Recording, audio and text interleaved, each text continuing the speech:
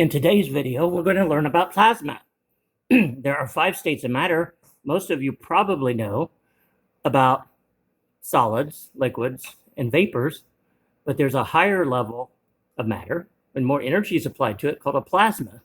And there's a lower energy level called a Bose-Einstein condensate, where something is supercooled to such a low temperature that it acts really strange. We're looking at plasmas today. I have a plasma ball with me here today and some light bulbs. What's inside the plasma ball is xenon gas, and it's excited through electricity. Other forms of plasma that you might be aware of are lightning, the welder's arc when somebody's welding, the little arc in it, your fluorescent light bulbs, the sun, stars, nebula. There are many forms of plasma around us. I'm going to turn the light off and let us look at the plasma ball in operation.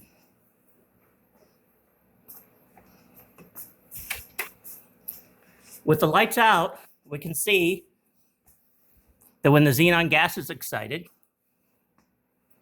the protons and electrons of these atoms are stripped away from each other, and you find that the plasma tries to go find a ground because it's electrical. So if I put my finger on it, much of the plasma will follow my finger. You can feel a little tingling feeling there. Sometimes you have to be careful, but sometimes if you have 2 or 3 people, one person can touch the plasma ball if no one else is touching it, and the person is not touching anything but the plasma ball. They can charge up for a few moments, then touch the next person, and they can feel a little static electricity shock. Sometimes they could go to 2 or 3 people. We don't want to play with any high-powered electricity that way, but the plasma ball is safe. You don't want to put metal objects or magnets on the glass of the plasma ball, but as long as you're just following directions, using your fingers, that's fine. I mentioned light bulbs. I used to hear that sometimes people could, on a night when they could hear the crackling of really high power lines, again, something you don't want to touch or mess with, but people could hold up a light bulb and it would light the light bulb. And I was wondering, can that be possibly true? So let's see if we can do this here. Here's a regular incandescent light bulb. I get close to it. This is a small one, it's 15 watt. Nothing happens. However, if I take one of these QFC light bulbs, I'm not even touching the plasma ball.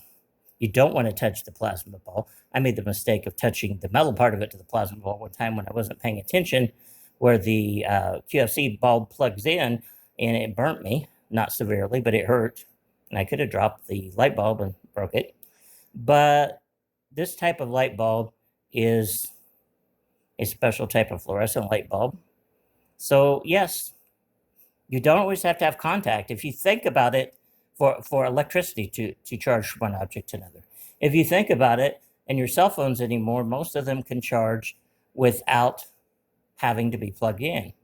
You can lay them on a charging station, and electromagnetic field coming from that charging station will charge your cell phone.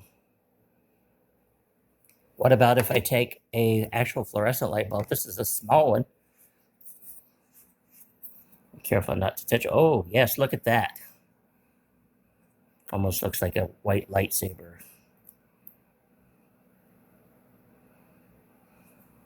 So yes, the reason that these can be charged and not the incandescent light bulb, the incandescent light bulb does not have a plasma in it. QFC bulb has a plasma, has material to make a plasma, I should say, when it's charged. And the regular fluorescent light bulb also has gases in it that when they're charged with electrical charge, they become a plasma. That's why you can see the plasma especially when either the light bulb's burning out slowly over time, or when you first turn it on or first turn it off. Sometimes it'll glow a little bit when you first turn it off. When you first turn it on, you can see the plasma dancing around inside the fluorescent light bulb. This type of plasma ball has another little thing you can do with it. You can turn on the audio detector, and you can or you can put on some music with a bumping bass, excuse me, and it will follow the sound of the music.